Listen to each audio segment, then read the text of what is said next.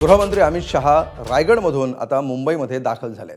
संध्याकाळी अमित शहांसोबत मुख्यमंत्री आणि उपमुख्यमंत्र्यांची बैठक होणार आहे। सह्याद्री अतिथीगृहावर होणाऱ्या बैठकीला फडणवीस आणि शिंदे उपस्थित राहतील। काल रात्री पुण्यामध्ये अमित शहा आणि शिंदेंची चर्चा झाली, तर दुपारी शहा हे सुनील तटकरेंच्या निवासस्थानी स्नेहभोजनाला गेले। त्यामुळे संध्याकाळच्या बैठकीमध्ये पालकमंत्री पदाबाबत तोडगा निघणार का हे पाहणं अतिशय महत्त्वाचं असणार आहे। मात्र अजित पवार साताऱ्याला जाणार असल्यामुळे या बैठकीला ते उपस्थित राहणार नाहीत।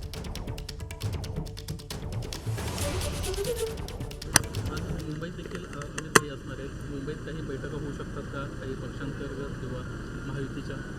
मुंबईत एक कार्यक्रम एका मॅगझिनचा त्या ठिकाणी आहे।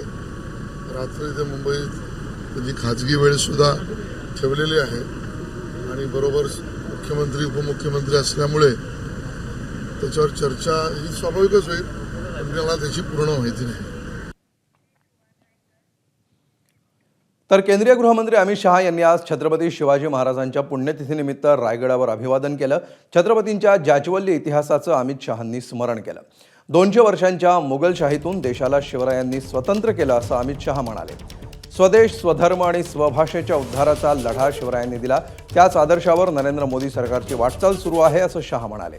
स्वतःला आलमगीर म्हणवणारा इथे पराजित झाला, त्याची कबर इथंच खोदली गेली, हा इतिहास आपल्या मुलांना शिकवला गेला पाहिजे असं ते म्हणाले। शिवराय हे एकट्या महाराष्ट्रापुरते मर्यादित नाहीत, ते संपूर्ण जगासाठी आदर्शवत आहेत असं शहाने म्हटलंय। एक बच्चा अपने अदम्य साहस और संकल्प के साथ पूरे देश को स्वराज का मंत्र देकर गया और देखते देखते देखते 200 साल से चल रही मुगल शाही को चकनाचूर कर देश को स्वतंत्र कराने का काम। स्वधर्म बच गया, हमारी भाषाएं बच गई, हमारी संस्कृति बच गई और आज हम देश की आजादी के 75 साल के बाद दुनिया के सामने सर उठाकर खड़े हैं और हम संकल्प करते हैं कि 100 साल जब हो गए आजादी को, दुनिया में एक नंबर पर हमारा भारत होगा। उसकी मूल कल्पना इस शिवराय ने। जिजाऊ ने बाल शिवा में संस्कार करे भरे और शिवाजी ने वो संस्कार को एक वटवृक्ष बनाया और उसके बाद धर्मवीर संभाजी महाराज, महारानी ताराबाई, धनोजी, संतोजी, शिवाजी के बाद औरंगजेब जब तक जिंदा रहा उसके सामने लड़ते रहे, जूझते रहे, यहां तक कि अपने आप को आलमगीर कहने वाला व्यक्ति महाराष्ट्र में पराजित होकर यही उसकी समाधि। शिवाजी महाराज ने कहा था काशी विश्वनाथ मंदिर का उद्धार करिए, सभी ज्योतिर्लिंगों तक पहुंचे और सिंधु तक पहुंचे।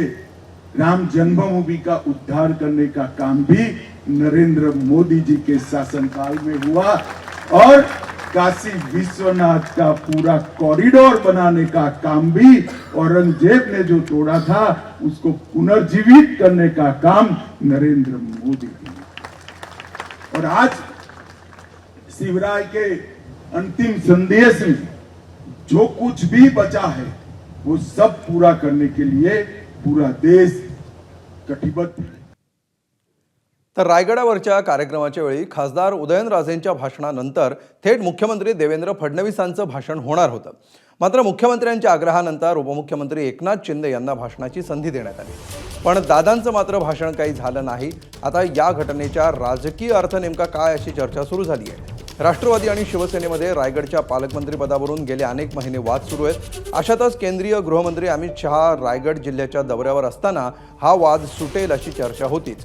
उपमुख्यमंत्री एकनाथ शिंदे रायगडच्या पालकमंत्रीपदासाठी आग्रही आहेत, त्यामुळे मूळ कार्यक्रमाच्या क्रमामध्ये बदल करत एकनाथ शिंदेंना भाषणाची संधी म्हणजे नक्की काय असा प्रश्न राजकीय वर्तुळामध्ये विचारला जाऊ लागलाय। एबीपी माझा, उघडा डोळे बघा नीट।